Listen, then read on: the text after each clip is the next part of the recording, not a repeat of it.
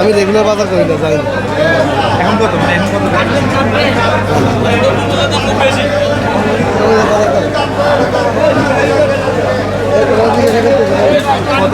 দ্রব্যমূল্যের দাম বেতাল, এটা কোনো বলার আর কোনো ভাষা নাই, অতিরিক্ত দাম।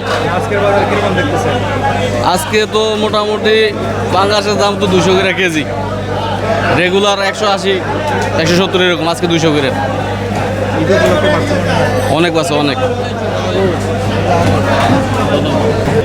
মানে ঈদ উপলক্ষে কি দামটা কি বাড়তি কিনা? ঈদ উপলক্ষে না ভাই, মাছের আমদানি বর্তমানে কম। এমনিতেই আপনার এই চৈত্র মাস, ফাল্গুন চৈত্র মাসে মাছের আমদানিটা খুব কম থাকে অন্য অন্য মাসের তুলনায়। আবার মানে সামনে বর্ষাকাল আসলে মাছের দাম অটোমেটিক কমে যায়। এই 1-2 মাস ফাল্গুন চৈত্র, বৈশাখ মাস আইলে আবার মাছের দাম এই এখন মনে হয় প্রত্যেকটা মাছই খুব পরিমাণে খুব কম পাওয়া যাইতেছে, আমদানি খুবই কম। তুলনামূলক যে পরিমাণ আপনার চাহিদামূলক মোতাবেক আপনার আমদানি খুব কম। বিদায় ঈদের সময় কি মাছের চাহিদা একটু বাড়ে? ঈদের সময় মাছের দাম একটু প্রভাব পড়তে পারে।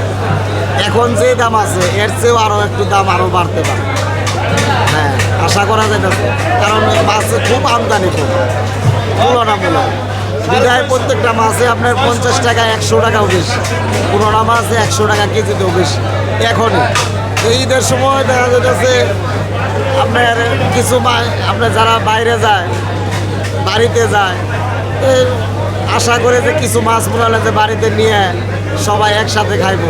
কারণ ঢাকা শহর তো আমরা ভালো মতো সারা মাস খাইতেছি, মানে গ্রামে অনেকে আছে সারা মাসে একবার মাছ খাইতে পারে না, পাওয়া যায় না। গ্রামে মাছ খুবই কম, একমাত্র তেলাপিয়া আর পাওয়া যায় আপনার পাঙ্কাশ। এর ছাড়া আমাদের এই গ্রাম অঞ্চলে কিছু পাওয়া যায় না, খুব কম পাওয়া যায়। সব মাছ আইসে পড়ে ঢাকা শহরে এসে পড়ে সব। আপনি এক একটা মাছ আপনার আমার যেগুলো মাছ আছে 1000 টাকা কেজি আছে, 1200 টাকা কেজির মাছও আছে। এই সমস্ত মাছ গ্রামে সবসময় পাওয়া যায়। বাড়িতে যাওয়ার সময় অনেকে আছে 2 কেজি চিংড়ি নিয়ে যায়, কেউ আছে একটা বড় রুই নিয়ে যায়, কেউ 2 কেজি পাবদা মাছ, কেউ 2-1 কেজি ট্যাকরা মাছ, চার্জির সামর্থ্য অনুযায়ী নিয়ে যায়। তো ওই সময় আরও মনে হলে 50 টাকা 100 টাকা বাড়তে পারে, আশা করেন।